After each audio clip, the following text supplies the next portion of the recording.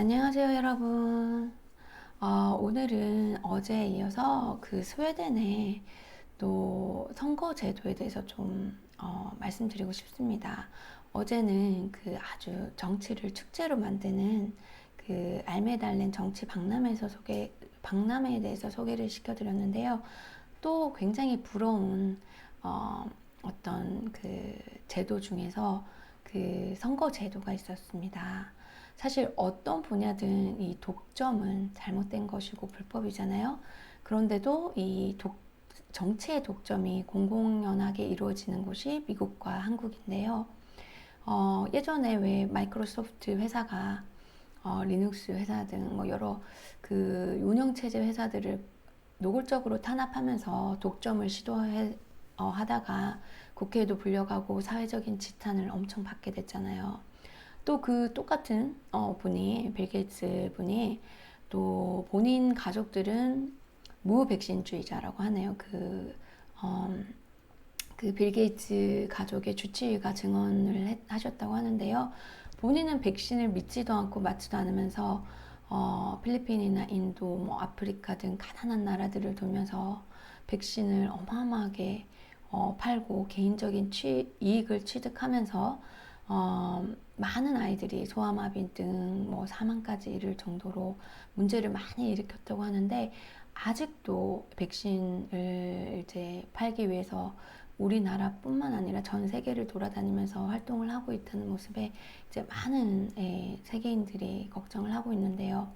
그래서 얼마 전에도 백악관에서 빌 게이츠를 조사해라는 이제 청문회 며칠 만에 몇십만 명이 서명을 하고 최근에 확인하니까 60만 명이 훌쩍 넘었더라고요.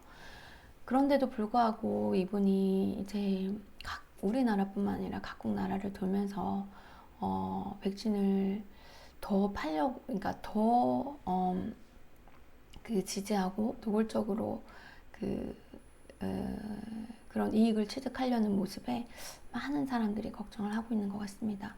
어쨌든 이 어떤 분야에서건 이 독점이나 이런 그 기득권을 가지고 있는 집단들의 그런 그 독점 행위는 불법인데요. 스웨덴 같은 경우는 그러면 어떻게 이렇게 좀 공정하고 민주적인 선거 제도를 가지게 됐는지, 그리고 어떤 특징이 있는지 한번 살펴보도록 하겠습니다. 이 기사도 이제 제가 인터넷에 찾은 기사인데요. 조금 상세하게 나와 있어서 들고 왔고요. 제가 링크를 남겨놓겠습니다. 스웨덴은 굉장히 기발하고 복잡한 방식으로 선거를 치릅니다. 스웨덴의 의원 정수는 349명이며 310명의 지역구와 39석의 균등 의석으로 구성됩니다. 지역구 형태는 중대 선거구이며 선거구별로 적게는 2명에서 많게는 10명 이상의 당선자를 선출합니다. 우리보다 인구가 훨씬 작아요. 한 1000만 명 정도? 우리의 5분의 1도 안 되는 인구인데도 의원 정수가 349명이고요. 독일 같은 경우는 600명이 훨씬 넘는다고 하네요. 그래서 우리가 통일이 되면 독일의 인구보다 조금 비슷하거나 많다고 하는데, 그 독일의 의원 수 정도 600명 정도 우리 그 댓글에 또 의견을 남겨놓으시고 또 많은 분들이 말씀을 하시던데, 느리면서 기존의 이 국회의원들한테 쓰고 있는 예산을 이렇게 좀 그대로 두고 의원 수를 좀 늘리는 거 제안을 하셨는데 굉장히 좋은 아이디어라고 생각합니다. 네. 지역구 형태는 사실 그 스웨덴의 국회의원들은 우리나라처럼 막 진짜 엄청난 수의 그런 그 보좌관 한 10명 정도라고 하죠. 그런 보좌관이 없고 거의 뭐 1명 내지 2명 이 정도라고 합니다. 그리고 대중교통이나 본인의 그런 소형차 뭐 이런 걸 이용하고요.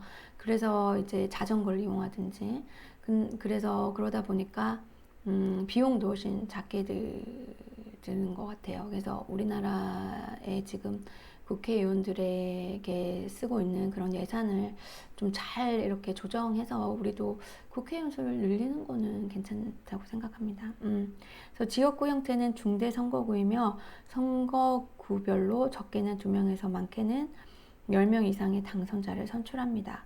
통상의 비례제와 마찬가지로 내각제를 연동합니다. 독일의 비례제와는 달리 스웨덴의 비례제는 정당 투표가 없다고 하네요. 한 후보를 찍으면 그 후보의 소속 정당을 정당 투표로 인정합니다. 찍고 싶은 후보가 없으면 정당만 찍어도 되고요. 여기서부터 이들의 민주적인 아이디어가 한 가지 튀어나옵니다. 스웨덴은 하나의 중대 선거구에서 각 정당들이 여러 명의 복수 후보를 출마시킵니다. 이 후보들은 자체 당원 투표 등을 통해 배정받은 순번이 있는데 순번이 높을수록 우선적인 당선권을 가집니다. 하지만 정당이 정한 순번이 유권자의 마음에 들지 않는다면 투표 시 순번을 조정할 수 있다고 하네요. 예를 들어 민주당에서 다선의 1번 후보와 신진 2번 후보가 출마했는데 1번 후보가 구태 인물이라 싫다면 2번 후보에 투표할 수 있고 2번 후보가 더 많은 표를 얻게 되면 당선 1순위는 2번 후보로 바뀐다고 합니다. 한국의 경우 대통령 또는 계파의 수장 같은 정당의 배후 권력자에게 공천권이 독점됩니다. 하지만 스웨덴은 한 정당 내에서도 복수의 후보를 출마시킨 뒤 유권자가 그중 선택할 수 있게 함으로써 국민의 의사에 따라 국민에게 공천권이 주어지는 장치를 만들어놨다고 합니다. 각 선거구별로 투표를 마치고 나면 복잡한 메커니즘의 스웨덴식 비례제가 작동합니다. 먼저 지역구 당선자 선출 방식을 보게 되면 일단 각 선거구별로 각 정당이 득표한 표를 집계하고 그 다음 집계한 득표수를 1.4로 나눕니다. 예를 들어 한 선거구에서 A당이 24,906표, B당이 49,337표를 얻었다면 이를 1.4로 나누어 A당에겐 17,790, B당에는 35,240.71이라고 하는 소수점까지 들어간 비교 수치라는 걸 매깁니다. 이런 식으로 모든 정당들의 득표를 전부 1.4로 나누어 비교 수치를 산출합니다. 실제 98년도 총선 시 6명의 의원을 선출하는 한 선거구의 각 정당별 득표수와 비교 수치를 보면 이렇습니다. 3인당 득표 49,337표, 비교 수치는 35,240.71, 보수당 득표 24,906표, 비교 수치는 17,790, 중앙당 득표 15,409표, 비교 수치 11,006.42, 좌익당 득표 6,689표, 비교 수치 4,777.85, 국민당 득표 6,246표, 비교 수치 4,461.42, 환경당 득표 5,523표, 비교 수치 3,952.14, 기민당 득표 5,522표, 비교 수치 3,944.28. 여기서 일단 비교 수치가 가장 높은 정당에게 의석을 하나 배분합니다. 3인당, 사회민주당이죠. 1석을 가져가겠죠. 이때 앞에서 말한 대로 정당의 배후 권력자가 아니라 국민이 정한 1순위 후보자가 당선됩니다. 1석을 가져간 3인당의 득표수를 3으로 나누어 비교 수치를 다시 계산합니다. 그러면 3인당의 비교 수치는 16,445.66이 되어 보수당의 비교 수치가 가장 높게 됩니다. 그럼 보수당이 1석을 가져갑니다. 4석이 남은 가운데 보수당이 1석을 가져갔으니까 보수당도 득표수를 3으로 나누면 비교 수치가 8,302가 됩니다. 그러면 다시 3인당의 비교 수치가 가장 높아져 3인당이 1석을 가져갑니다. 2석째 챙겨간 3인당의 비교 수치는 득표수를 5로 나누어 재산출합니다. 그러면 9,867.40이 되고 이제는 중앙당의 비교 수치가 가장 높아져 중앙당이 1석을 가져갑니다. 중앙당의 비교 수치도 득표수를 3으로 나누어 재산출합니다. 이런 식으로 1석, 2석, 3석 가져갈 때마다 3, 5, 7, 9로 나누어 비교 수치를 재산출하는 과정을 반복하여 한 선거구에서 각 정당이 배분받을 의석수를 결정합니다. 예를 들어 예로 든 선거구의 경우 최종 결과는 3인당이 3석, 보수당이 2석, 중앙당이 1석의 의석을 가져가 6석의 당선자를 모두 확정합니다. 의석 배분을 마치고 난 최종 비교 수치는 이렇습니다. 3인당 7048.14, 보수당 8302.02, 중앙당 5136.33, 좌익당 4777.85, 실득표 6689표, 국민당 4461.42, 실득표 6246표, 환경당 3952.14, 실득표 5523표, 기민당 3944.19, 실득표 5522표. 이 수치를 좀 이따가 이제 써먹는다고 합니다. 이와 같은 방식을 통해 모든 선거구에서 각 정당들이 배분받을 의석수를 정하게 되고, 각 정당들이 선정한 순번과 유권자가 선정한 순번을 종합하여 최종적인 지역구 당선자를 결정합니다. 당선자를 정하고 나면 이제 각 정당들의 정당 득표율과 지역구 당선 의석수의 비율이 맞는지 비교합니다. 정당 득표율이 지역구 의석수 비율보다 높으면 39석의 균등 의석으로부터 의석을 배분받게 되는데, 이때 종전의 최종 비교 수치를 활용하여 비교 수치가 높은 당부터 차례로 배분합니다. 이 대목에서 스웨덴의 선거 제도에 담겨있는 소수 의견에 대한 배려를 확인하게 됩니다. 지역구에서 한 석의 의석도 배분받지 못한 정당은 균등 의석 배분 시에 비교 수치가 아닌 득표수를 기준으로 배분받습니다. 즉 가장 소수 의견을 가진 이들에게 1.4배의 어드밴티지를 배려하는 것입니다. 민주주의란 다수의 의견을 따르되 소수를 존중하자는 것이기 때문입니다. 균등 의석에서는 한국처럼 따로 비례대표 후보들이 있지는 않고 지역구 선거에서의 차점자들이 비례대표 명목으로 의석을 배분받습니다. 비례대표를 정당이 아닌 유권자가 택하게 함으로써 국민의 의사를 최대한 반영하려는 것입니다. 소수 정당의 난립을 막기 위한 옵션으로 스웨덴은 정당 득표율이 4%를 넘긴 정당에게만 의석을 배분합니다. 이때 4% 미만이라도 한 선거구에서 후보자가 12% 이상을 득표했다면 사표 방지를 위해 그 선거구에 한해서 의석을 배분받을 수 있습니다. 소수자를 포함하여 최대한 많은 국민의 의견을 반영하겠다는 스웨덴 선거제도의 의지를 알 수 있습니다. 이런 식으로 복잡하기 그지없는 선거제도를 거치고 나면 정당 득표율과 당선 의석수가 일치에 가깝게 비례하는 비례제가 완성됩니다. 실제 스웨덴의 선거제도는 제가 말한 것보다 훨씬 더 복잡하고 순서와 방식도 다소 다르지만 전체적인 원리는 동일합니다. 이 기사를 쓰신 분이 훨씬 더 복잡했는데 이걸 오히려 단순화시키는데 골치가 아프셨다고 하네요. 그래서 우리가 정말 스웨덴의 선거 관리를 하시는 분을 초청해서 좀 더 구체적으로 들어보는 노력을 정부 차원에서 좀 할 수 있으면 좋을 것 같아요. 그래서 스웨덴은 왜 선거제도를 한국처럼 단순하게 승자 독식제, 영어로는 winner take it all plurality system 이렇게도 말하기도 하고, 하여튼 미국이 지금 그런 상황이고요. 캐나다도 그런데 이제 비례대표제로 가자는 사회적인 움직임 때문에 최근에 몇몇 주에서 비례대표제로 변경을 했고, 대부분의 민주화가 잘 돼 있는 나라 탑 10 안에서 캐나다를 제외하고는 다 비례대표제였습니다. 그래서 미국은 10위 안에 들지도 않고요. 20몇이고 우리나라도 20위 뒤쪽이고, 거의 민주주의가 잘 돼 있는 나라들은 거의 모두 비례대표제를 채택하고 있더라고요. 그래서 한국과 스웨덴은 민주주의에 대한 개념이 다르기 때문입니다. 스웨덴의 선거제도는 소수자를 포함하여 국민의 의사를 한 올이라도 더 많이 반영하기 위한 여러 장치들이 있습니다. 그것이 민주주의가 존재하는 이유이기 때문입니다. 하지만 한국의 선거제도는 조금이라도 더 적게 국민의 의사를 반영합니다.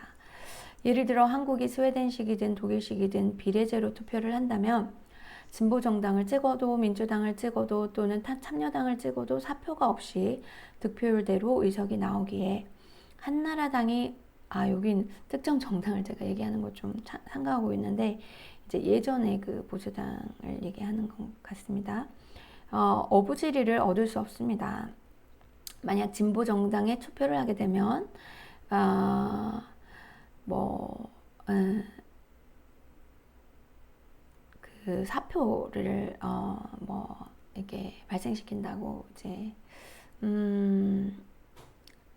비난받는 그런 그 경우는 없다고 이제 볼 수 있겠네요. 하지만 한국의 선거제는 비례제가 아니기에 정당 득표율과 실제 의석수의 차이가 현저합니다. 정당 투표를 진보 정당에 하고 지역구를 민주당에 한다고 해도 진보 정당은 여전히 득보, 자평, 소수에 머물고 민주당 채찍질의 의사표시는 할 수 없게 됩니다. 유권자는 단지 그 보수, 수구 쪽이라고 이제 얘기하던데요. 그쪽에 반대되는 그냥 의사표시만 가능하다고 합니다. 비례제라면 17대 총선에서 우리가 119석, 실제 152석, 민노당 40석, 실제 10석, 민주당 22석, 실제 9석의 의석 점유가 나옵니다. 선거제로 말미암아 진보정당은 40석의 비중 있는 소수에서 10석의 득보 자평 소수로 전락당합니다. 우리나라에 진정한 진보 정당이 있을까요? 좀 더 과감하고 좀 진짜 그 스웨덴이나 독일의 복지국가 평등한 사회를 이루는데 큰 기여를 했던 사회민주당 같은 사민당 같은 진정한 진보 정당, 좀 과감한 진보 정당이 한국에도 좀 꼭 있었으면 합니다. 네. 그래서 18대 총선을 비례제로 보면 한나라당 122석, 실제 153석, 민주당 78석, 실제 81석, 민노 플러스 진보신당의 진보진영은 25석, 실제 5석의 의석 점유를 기록합니다. 여기서도 진보진영은 25석에 마냥 무시할 수 없는 소수 정당에서 5석이라는 완전 득보잡 소수파로 전락당한다고 나오네요. 비례제 하에서의 진보 진영은 재정적, 인적 지원을 받게 되므로 빈익빈의 악순환을 벗어나 좀 더 성숙해질 수 있는 기반이 제공됩니다. 또한 민주당은 진보 진영 참여당과 경쟁을 해야 합니다. 유시민 씨의 말처럼 한국의 현행 선거제도는 오늘의 소수파가 내일의 다수파가 될 수 있는 가능성을 원천 봉쇄합니다. 본디 소선거구 단순 다수제란 양당제를 강제하기 위해 착안된 선거제도입니다. 이 미국이든 한국이든 이 지금 승자 독식 선거제도는 정근대적인 제도임에는 분명하고요. 그 정치의 선진화, 민주화의 발목을 잡고 있는 선거제도입니다. 그래서 정말 꼭 이거는 전 국민의 대대적인 그런 촛불 시위 정도의 큰 혁명으로 반드시 개혁을 해야지 우리의 그 정치 선진화를 이룰 수 있을 것 같습니다. 이런 구조 자체의 잘못된 점을 고치지 않으면 아무리 좋은 정당이 나오고 그 정당들이 최선을 다해서 노력한다고 해도 어떤 한계점에 부딪힐 수밖에 없는 것 같습니다. 하지만 비례제라는 것은 민주당이 진보 진영 또는 참여당보다 소수파가 될 수 있는 가능성을 열어둡니다. 민주당이 진보 정당이나 참여당보다 소수 정당이 될 수 있다는 것은 지금까지와는 전혀 다른 정치 구조를 파생시킬 것입니다. 어느 정당이 되었든 유권자를 지금보다 훨씬 더 무서워하게 될 것입니다.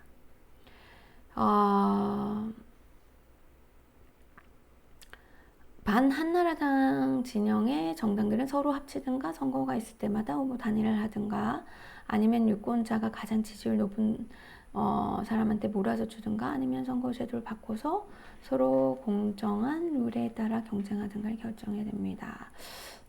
이 부분에 있어서는 일단 이 그 기사를 쓰신 분의 그 주장이신 것 같아요. 국민의 입장에서 가장 좋은 것은 당연히 국민의 의사가 최대한 반영되는 선거 제도화에서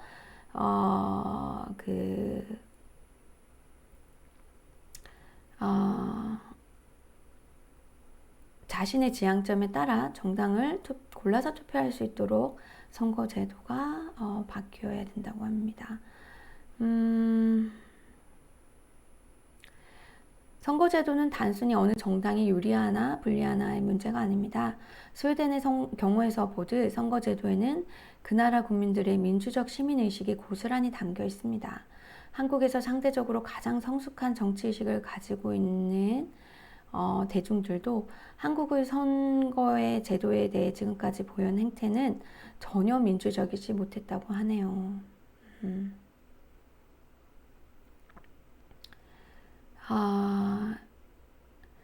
그래서 스웨덴이 정치 선진국으로 나갈 수 있는 이유에는 비례제라는 선거 제도가 아주 큰 역할을 했다고 합니다. 그래서 저도 이제 제 첫 번째 방송이 그 비례대표제와 이제 대통령제가 아닌 의원 내각제로의 개헌의 가능성에 대해서 우리가 좀 진지하게 토론해야 된다는 주제를 정한 이유가 그만큼 구조 자체가 어떤 잘못되어 있는 상황에서 정치 선진화를 이루기가 굉장히 힘들다라는 자각이었습니다. 그래서 사실 지금 현재는 그 독일의 비례제도 이제 여러 가지 종류가 있던데요. 독일의 비례제를 이렇게 추진하고자 하고 계시는 분들도 이제 우리나라에 계시던데, 최근에 이렇게 좀 시끄러웠지 않습니까? 결과적으로는 실패를 했는데요. 우리가 그만큼 기득권을 가지고 있는 정당에서는 기득권을 포기하기가 쉽지가 않겠죠. 그러니까 우리 국민들 모두의 이익을 위해서는 이 비례대표제를 꼭 좋은 비례대제를 도입해야 하는 게 확실한 것 같습니다. 그래서 결국 오늘도 마지막으로 결론은 하나인 것 같아요. 우리 국민들이 한 마음이 돼서 우리나라의 정치를 선진화시키는데 많은 목소리를 높이고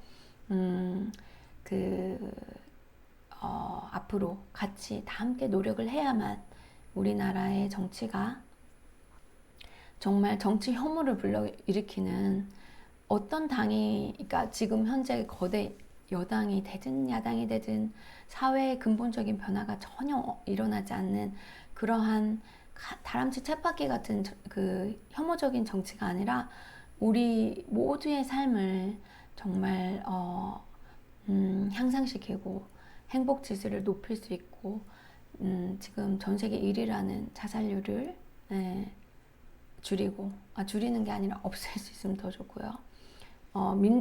민주주의가 잘 돼 있는 나라 탑에 올라가고 행복 지수가 올라가고 환경 지수도 올라가는 그런 나라로 발돋움하기를 간절히 바라봅니다.